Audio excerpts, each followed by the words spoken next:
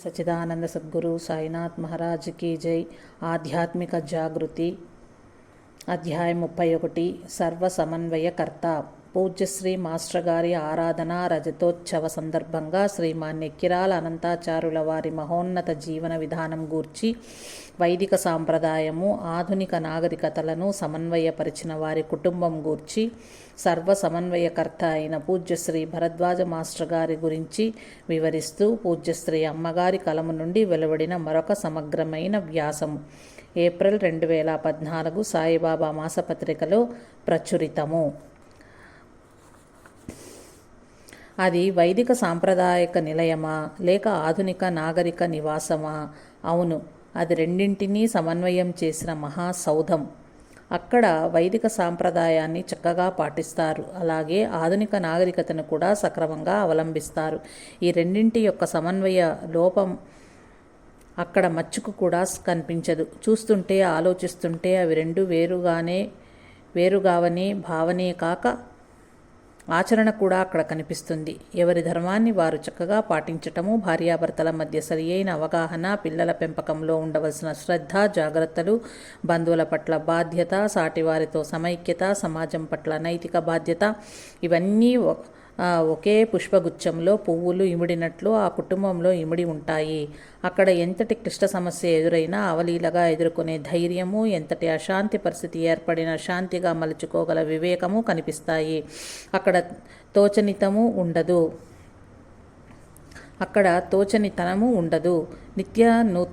నిత్య నూతన తత్వమే జీవిస్తుంది. అశాంతి, దైన్యము, అభద్రతాభావము, నిరాశ, నిస్పృహ, జీవితం పట్ల విరక్తి, ఇతరుల పట్ల అసూయ, ద్వేషాదులు ఇంకా ఎన్నెన్నో కలబోసిన నేటి సమాజంలో ఇవేవి చెంతకు రానియని కుటుంబం ఒకటి ఉన్నదా అనే సందేహం ఎవరికైనా కలగవచ్చు. అందుకు సమాధానమే మన శ్రీ ఎక్కిరాల అనంతాచార్యుల వారి కుటుంబము.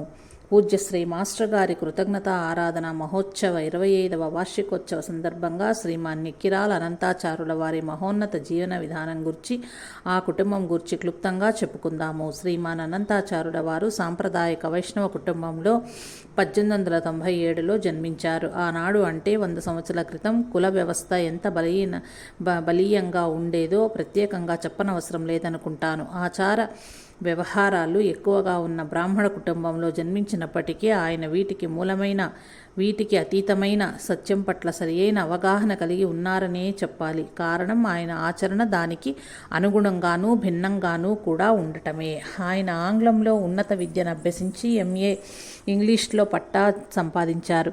అంతేకాక వైదిక గురువు వద్ద వేద విద్యను కూడా అభ్యసించి అందులో నిష్ణాతులయ్యారు. ఆంగ్ల విద్యలో ఏ విధంగానైతే ఆంగ్లంలో ప్రత్యేక శిక్షణ పొందారో అలాగే వైదిక విద్యలో కూడా ఋగ్వేదంలో ప్రత్యేక శిక్షణ పొందారు. ఆంగ్ల విద్యను అభ్యసించినప్పటికీ తెల్లవారు నిర్వహించే ఉద్యోగాల జోలికి వెళ్ళక ఋగ్వేదంలోని ఆయుర్వేద వైద్య విధానం పట్ల ఆకర్షితులై సొంతంగా ఆయుర్వేద వైద్యంలో ఎంతోమంది వ్యాధిగ్రస్తులను స్వస్థతలను చేశారు.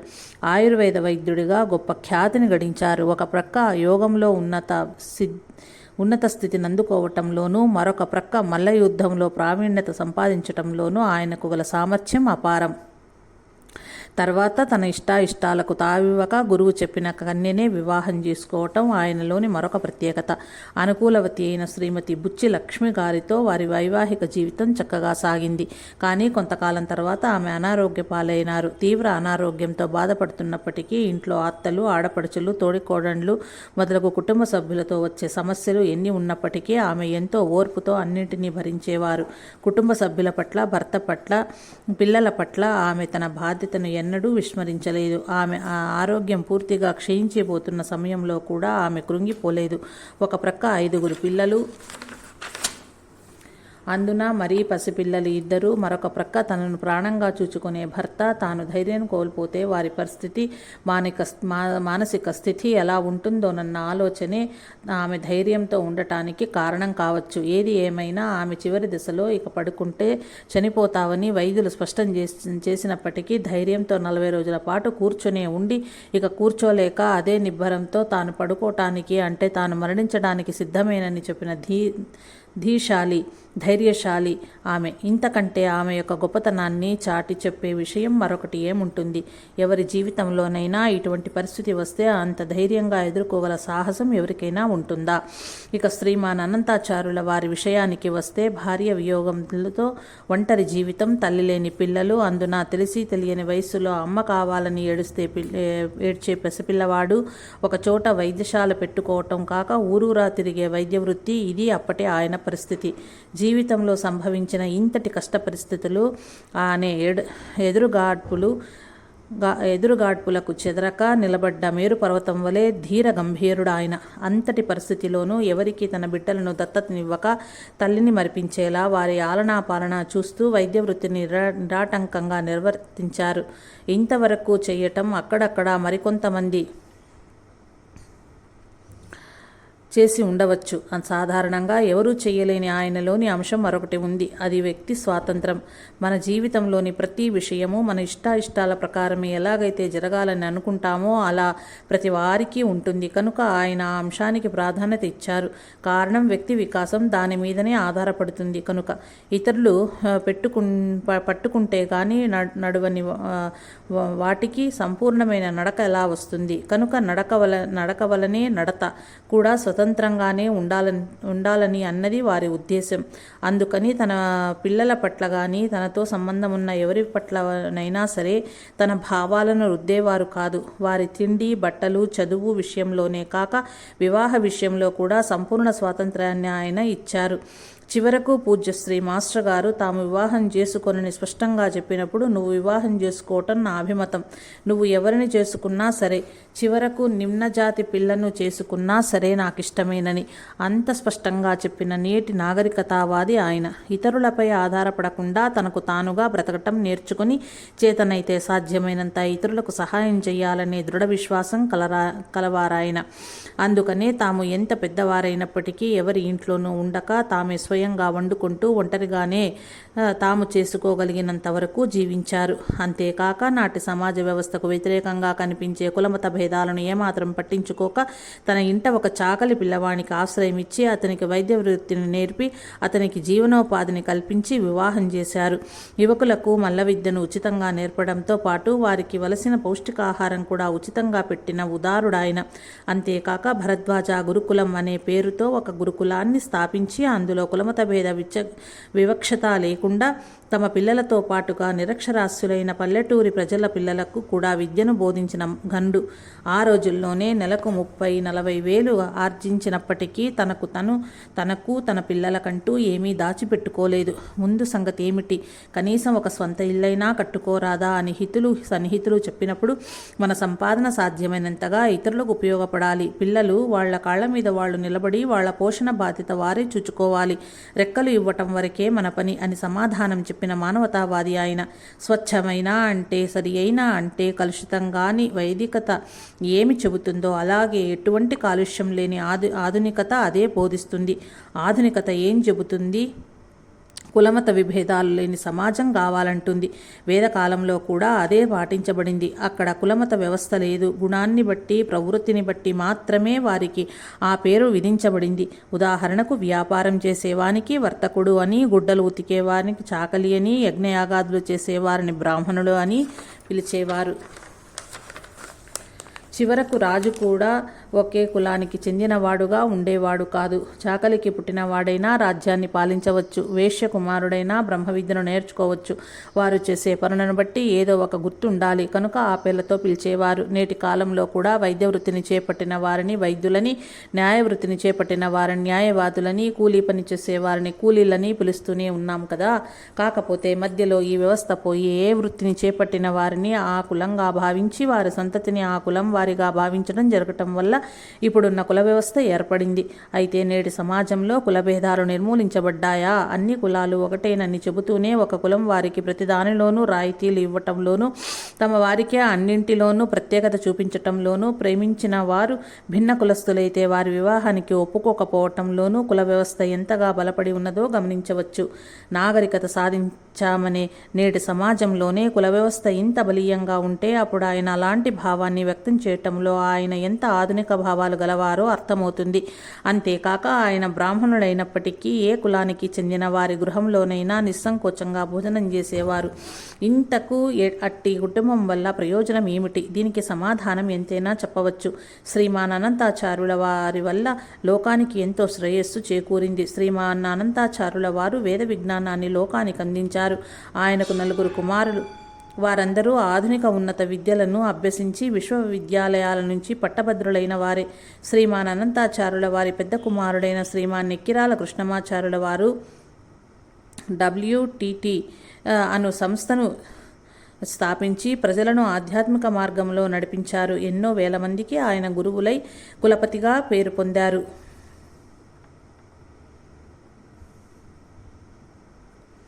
రెండవ వారైన శ్రీమాన్ వేదవ్యాసు గారు ఇస్కెఫే అనే సంస్థను స్థాపించి ప్రజలను ఆధ్యాత్మిక మార్గంలో నడిపించారు. మూడవ వారైన శ్రీమన్ బోధాయన గారు ప్రఖ్యాత ఆయుర్వేద వైద్యులై ఎంతోమందికి ఉత్తమమైన వైద్య సేవను అందించినారు. ఇక నాలుగవ కుమారులు మన పూజ్య శ్రీ భరద్వాజ మాస్టర్ గారు. ఆయన శ్రీ షిరిడి సాయి కల్చరల్ మిషన్ స్థాపించే ఎంతోమంది ఆధ్యాత్మిక వైజ్ఞానిక పథంలో నడిపించారు. నేడు సాయిబాబా భక్తులుగా ఇన్ని కోట్ల మంది ఆంధ్రులు, ఇతర రాష్ట్రాల వారు, దేశస్థులు రూపొందటానికి మూల కారణం ఆయనే అనడంలో సందేహం లేదు. ఇంతకంటే ఏ కుటుంబం వల్లనైనా జరగవలసిన శ్రేయస్సు ఏమున్నది? పూజ్య శ్రీ మాస్టర్ గారు అనంతాచార్యుల వారిలోని సద్గుణాలన్నింటినీ పుణికి పుచ్చుకున్నారు. పూజ్యశ్రీ మాస్టర్ గారి గురించి కొద్దో గొప్ప పరిచయం ఉన్న వారందరికీ ఆయన మాతృవియోగము, అన్వేషణ, బాబా ఆయనకు ప్రసాదించిన అనుభవము, తర్వాత ఆయన చేసిన బాబా ప్రచారము తెలుసు. కానీ అంతకు మించి ఆయన గురించి చాలామందికి ఏమి పెద్దగా తెలియదు. అందుకని ఆయన గురించి ఈ సందర్భంగా కొంచెం తెలుసుకుందాము. ఇంతకు ఆయన చేసినదేమిటి? మొదటగా ఆయన సృష్టితత్వాన్ని గూర్చి అన్ని కోణాల నుంచి అన్వేషణతో యోచించి వివేకంతో మదించి తెలుసుకున్నారు.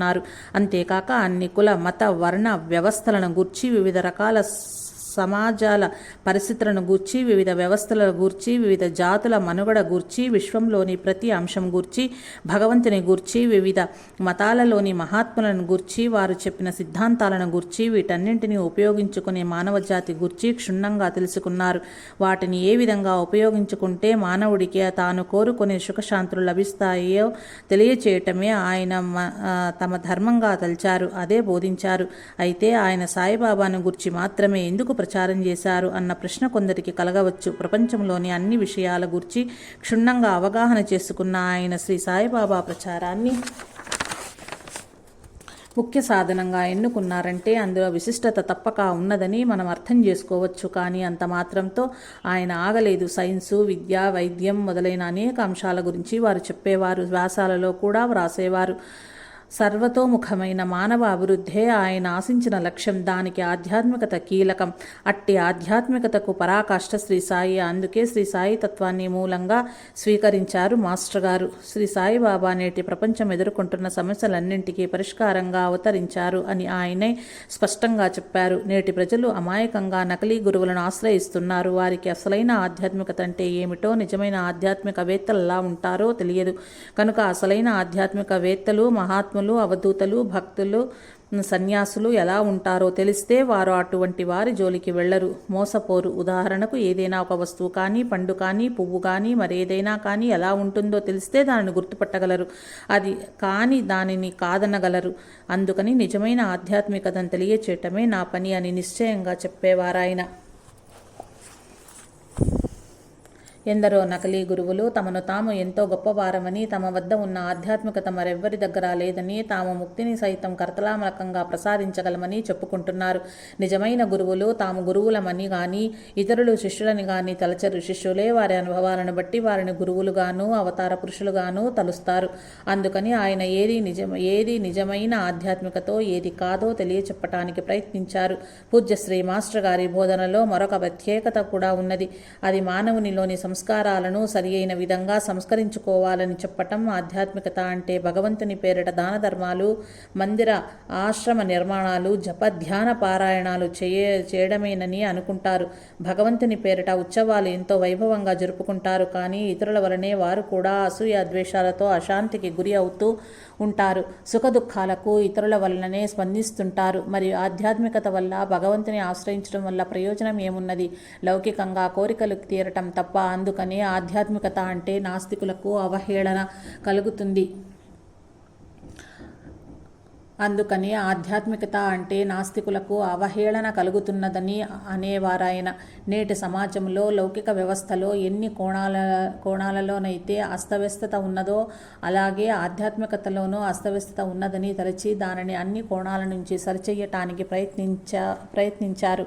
పూజ కానీ, పారాయణం కానీ, జపధ్యానాదులు కానీ, దాన ధర్మాలు కానీ, సమాజ సేవ కానీ ఎలా చేస్తే ఎలాంటి ఫలితాలు వస్తాయో వాటిని సరియైన విధంగా ఎలా చేసుకోవాలో తెలియజెప్పేవారు.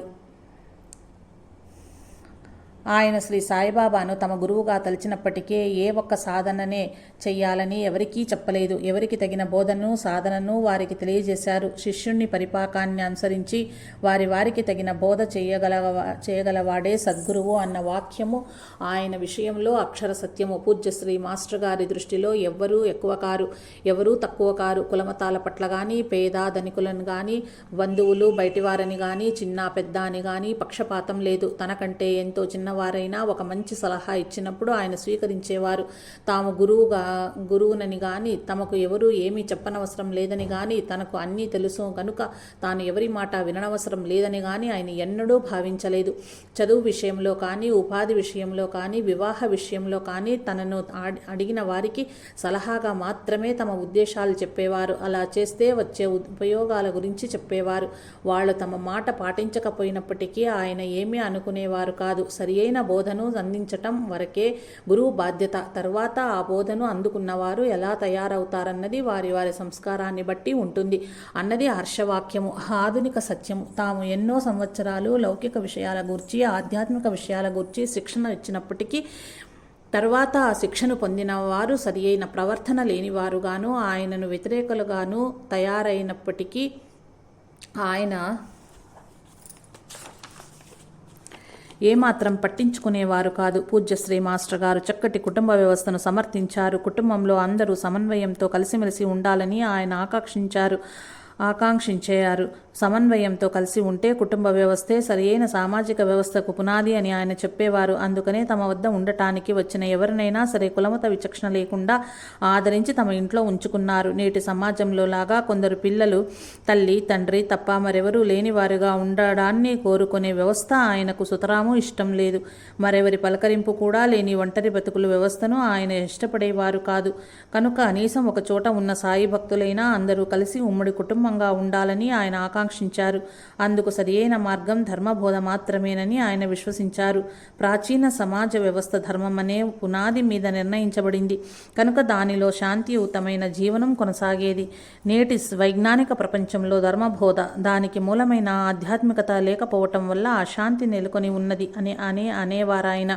అందుకని నాటి వైదిక విజ్ఞానాన్ని, ఆధునిక విజ్ఞానాన్ని సమన్వయపరుచుకోవడం ఎలాగో తెలియజెప్పారు. ధర్మము, ఆధ్యాత్మికత లేని విజ్ఞానము ఎలా వినాశకారి అవుతుందో ప్రప్రమాణంగా వివరించారు.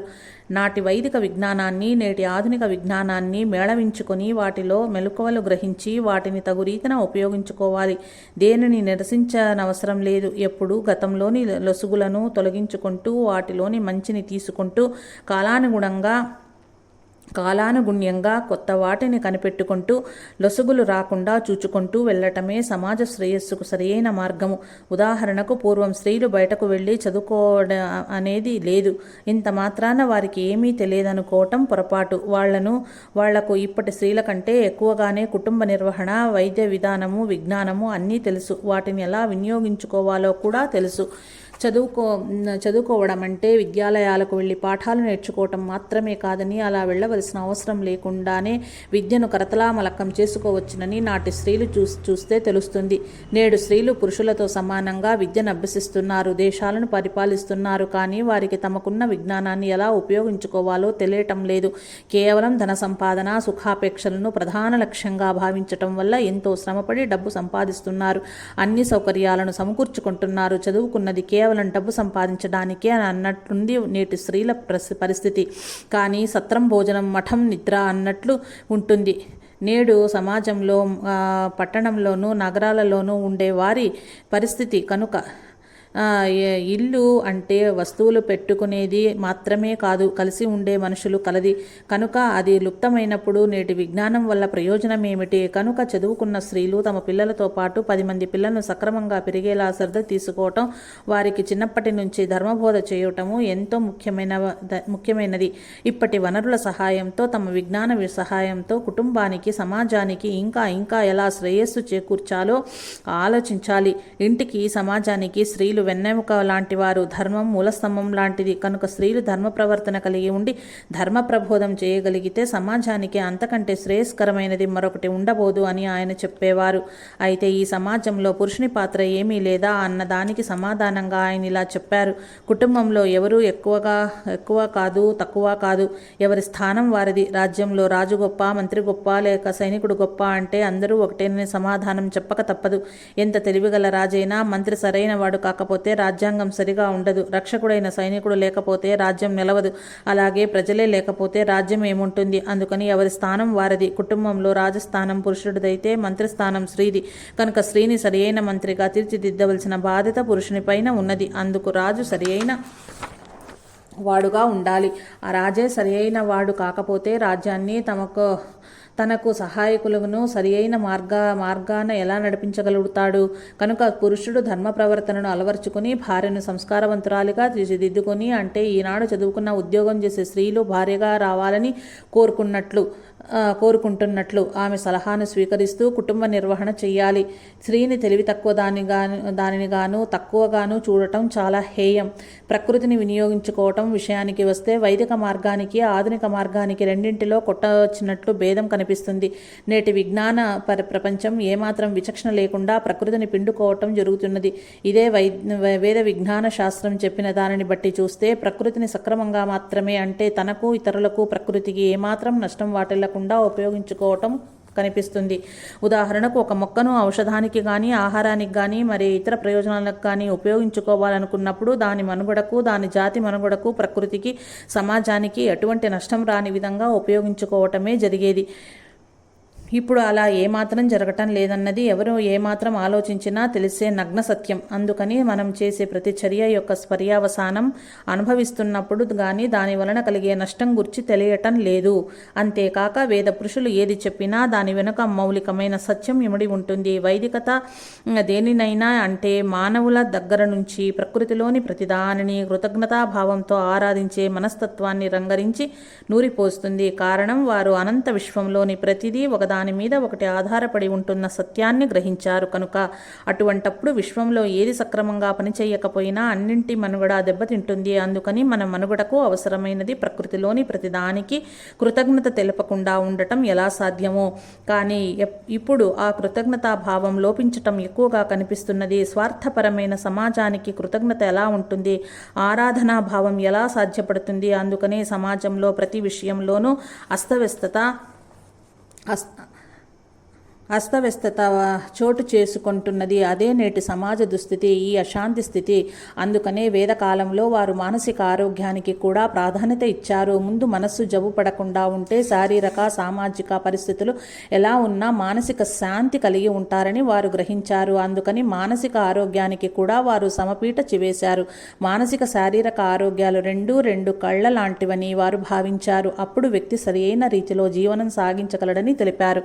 అందుకని ప్రకృతిలోని వనరులన్నింటినీ సక్రమంగా వినియోగించుకునే మార్గాలను వారు తెలిపారు. అందుకు అనేక శాస్త్రాలను రూపొందించారు.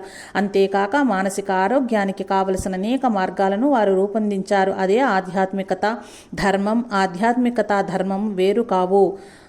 ఆధ్యాత్మికతలో ధర్మం ఇమిడి ఉంటుంది. ధర్మం లేని ఆధ్యాత్మికత లేదు. లౌకికత సక్రమంగా ఉండటానికి ఎన్ని మార్గాలున్నాయో అలాగే ఆధ్యాత్మికతలో కూడా అనేక సాధనా మార్గాలను వారు ఏర్పరిచారు.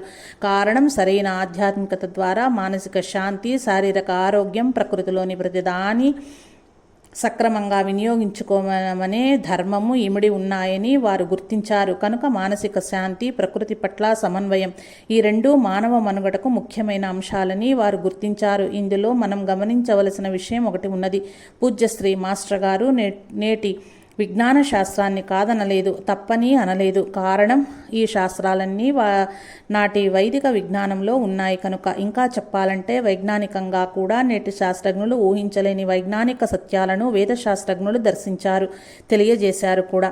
అందుకని నేటి విజ్ఞానం ఓనామాల దశలోనే ఉన్నదని, ఇంకా తెలుసుకోవలసినది ఎంతైనా ఉన్నదని పూజ్యశ్రీ మాస్టర్ గారు నిర్భయంగా చెప్పేవారు. కులమత భేదాలను ఆయన నిరసించారు. వర్ణాంతర కులాంతర వివాహాలను ఆయన సమర్థించారు. వివాహం అంటే ఇద్దరు వ్యక్తులు కలిసి ఉండటం కాదని, రెండు మనసులు కలవడమని. కనుక మనసులు కలిసిన ఎవరైనా కులమత భేదాలు పట్టించుకోకుండా వివాహం చేసుకోవచ్చునని ఆయన తెలిపారు.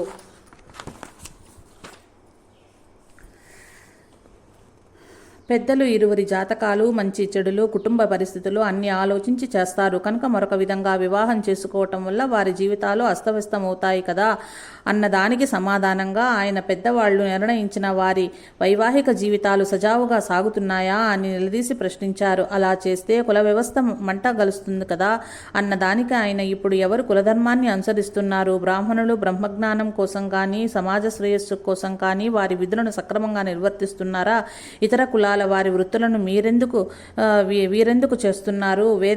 వేద విద్యను అభ్యసించటం కానీ, కనీసం సంధ్యావందనం చేయటం కానీ విధిగా చేస్తున్నారా? అటువంటప్పుడు అన్ని కులాలు ఒకటే అయినట్లే కదా.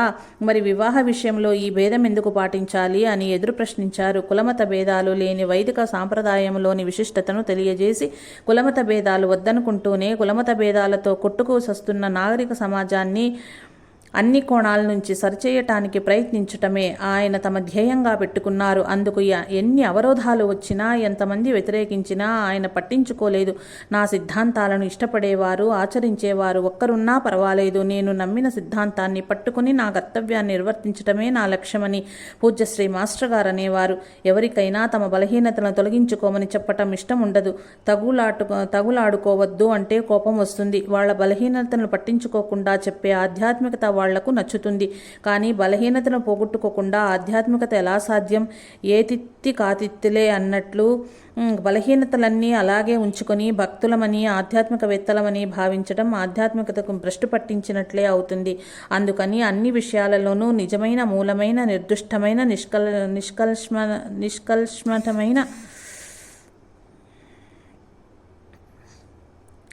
నిష్కల్మషమైన దానిని తెలుసుకుని ఆచరించటమే ఆధ్యాత్మికత అని ఆయన చెప్పేవారు. సాటి మానవుడు మలమలా మాడిపోతున్నప్పటికీ తమకేమీ పట్టనట్లు ఉండటము, కనీసం ప్రమాదాలు జరిగినప్పుడు కూడా తప్పించుకోవటము, స్వార్థం కోసం ఎటువంటి కిరాతకాన్ని అయినా ఒడిగట్టటము సామాజిక వైజ్ఞానిక అభివృద్ధికి సంకేతాలా అని ఆయన నిలదీసి ప్రశ్నించారు. తాము ఎటువంటి పరిస్థితుల్లో ఉన్నప్పటికీ, సాటి మనిషి ఎటువంటి వాడైనప్పటికీ తనకు చేతనైనంత సహాయం చేయడానికి వెనకాడలేదు. ఇందుకు ఉదాహరణలు ఆయన జీవితంలో కోకొల్లలు. నిజానికి నేటి విద్య, వైద్యము, వ్యాపారము, పరిపాలన మొదలగునవన్నీ ఇటు ఆధునికములు కావు, అటు ప్రాచీనములు కావు. రెండింటినీ అర్థం చేసుకోకుండా చేసిన భ్రష్టు పట్టిన వ్యవస్థలు. అందుకే నేటి సమాజము ఈ విధంగా అన్ని రంగాలలోనూ భ్రష్టు పడుతున్నది. ఇది ఇలాగే కొనసాగితే సమాజం పూర్తిగా నాశనం కాక తప్పదు అని ఆయన స్పష్టంగా చెప్పారు. నేటి అస్తవ్యస్తతకు కారణం ధర్మబోధ లుప్తం కావడమేనని ఆయన భావించారు. అయితే నేటి కాలంలో ధర్మబోధ విచ్చేస్తే వినేవారెవరు? అందుకే ఆయన దానికి పరిష్కార మార్గం ఒక్కటేనని గుర్తించారు. అదే షిరిడి సాయిబాబా గురించి తలపటం. కారణం ఒకటి, ఆయన జననం ఎక్కడో, తల్లిదండ్రులెవరో తెలియకపోవటం. 2, ఏ మతానికి చెందకపోవటం, సర్వమతాల వారిని ఆదరించటం. 3, పిలిస్తే పలికే దైవంగా మాత్రమే కాక సకల జీవుల రూపాలలోనూ సర్వదేవతా రూపాలలోనూ సకల సాధువులు మహాత్ముల రూపాలలో కూడా తామే ఉన్నామని నిదర్శనాపూర్వకంగా నిరూపించటం. 4 ఆయన వద్ద ఆర్తులు, అర్థార్థులు, ముముక్షులు, జిజ్ఞాసులుగా కూడా తమకు కావలసినవి పొందగలగడము. అందుకే మొదటగా అనేక సమస్యలతో సతమతమవుతున్న ప్రజలకు బాబాను సేవించటం వలన కోరికలు తీరి ఆయన యందు భక్తి విశ్వాసాలు దృఢంగా కలగటానికి అవకాశం ఉందని పూజ్యశ్రీ మాస్టర్ గారు గ్రహించారు. అందుకే ఆయన లీలలను వివరిస్తూ శ్రీ సాయి లీలామృతము అను గ్రంథము వ్రాసి ప్రజలకు అందించారు. అందువలన అసంఖ్యాకమైన ప్రజలు నేటికి షిరిడీ వెళ్లి ఆయనను సేవిస్తున్నారు. తర్వాత బాబా వలన కోరికలు తీర్చుకోవటం మాత్రమే చాలదని, మనకు కావలసిన శాంతి లభించాలంటే ఆయన బోధలను అర్థం చేసుకుని ఆచరించడం ముఖ్యమని తెలియజేస్తూ శ్రీ సాయినాథ ప్రబోధామృతం అనే గ్రంథాన్ని రచించారు. తద్వారా ధర్మ ప్రబోధం జరిగి మానవులలో ధర్మ ప్రవర్తన అలవడగలదని ఆయన భావించారు. అంతేకాక సత్యాన్ని గూర్చి తెలుసుకోదలచిన జిజ్ఞాసులకు ఏది నిజమనే గ్రంథాన్ని రచించి అసలు సత్యమేమిటో విశదపరిచారు. మతమౌఢ్యంతో అలమటిస్తున్న వారికి మతమంటే ఏమిటో వివరిస్తూ మతమెందుకు అనే గ్రంథాన్ని రచించారు. అసలు భగవంతుడున్నాడా, ఉంటే ఎలా ఉంటాడు అని ప్రశ్నించే వారి కోసం ఆధునిక విజ్ఞానాన్ని ఆధ్యాత్మిక జ్ఞానంతో సమన్వయపరుస్తూ విజ్ఞాన వీచికలు అనే గ్రంథం రచించారు. అసలు ఆధ్యాత్మికత అంటే ఏమిటో, నిజమైన ఆధ్యాత్మికవేత్తలు ఎలా ఉంటారో తెలియజేస్తూ ఎంతోమంది అసలైన మహాత్ముల చరిత్రను రచించారు. అలాగే భగవంతుడు అంటే ఏమిటో సరిగా తెలుసుకోకుండా భగవంతుడు లేడని గుడ్డిగా విశ్వసించే భగవంతుడని నమ్మటం మూఢనమ్మకమని నిరసించే నాస్తికులను, హేతువాదులను వ్యతిరేకించారు. అలాగే భగవంతుడంటే ఏమిటో సరిగ్గా తెలుసుకోకుండా భగవంతుడిని గుడ్డిగా నమ్మే ఆస్తికులను కూడా ఆయన నిరసించారు. నిజంగా భగవంతుడిని గుడ్డిగా లేడనుకునేవారు, గుడ్డిగా ఉన్నాడనుకునేవారు ఇద్దరూ తమ గుడ్డి నమ్మకాలను గట్టిగా పట్టుకుని వ్రేలాడే మూఢనమ్మకస్తులేనని ఆయన ధైర్యంగా చెప్పి వారికి ఎదురు నిలబడ్డారు. నేటి వైజ్ఞానిక విజ్ఞానాన్ని, ఆధ్యాత్మికతను సమన్వయపరిచి భగవంతుడు ఉన్నాడని నిరూపించటం ఆయనలోని ప్రత్యేకత. వైదికతను, నాగరికతను, ఆధ్యాత్మికతను, ఆధునిక వైజ్ఞానికతను సమన్వయపరిచి మహామనిషి పూజ్యశ్రీ మాస్టర్ గారు. ఇప్పుడు చెప్పండి, పూజ్యశ్రీ మాస్టర్ గారు ఆధ్యాత్మికవేత్త, వైదిక సాంప్రదాయ పురుషుడా, ఆధునిక మానవుడా, నేటి వైజ్ఞానిక శాస్త్రజ్ఞుడా, సమాజ సంస్కర్త? సమాధానం ఆయన అన్నీను. ఎందుకంటే ఆయన షిరిడీ సాయి సద్గురుని అనుగ్రహంతో సృష్టి రహస్యాన్ని సంపూర్ణంగా తెలుసుకున్న పరిపూర్ణుడు కనుక. అందుకని సృష్టిలోని అన్ని విషయాలు ఆయనకు క్షుణ్ణంగా అవగతమవడంలో ఆశ్చర్యమేమున్నది. అందుకని పూజ్యశ్రీ మాస్టర్ గారు మహాపురుషుడు, సర్వ సమన్వయకర్త, పరిపూర్ణ అవతార పురుషుడు. జై సాయి మాస్టర్.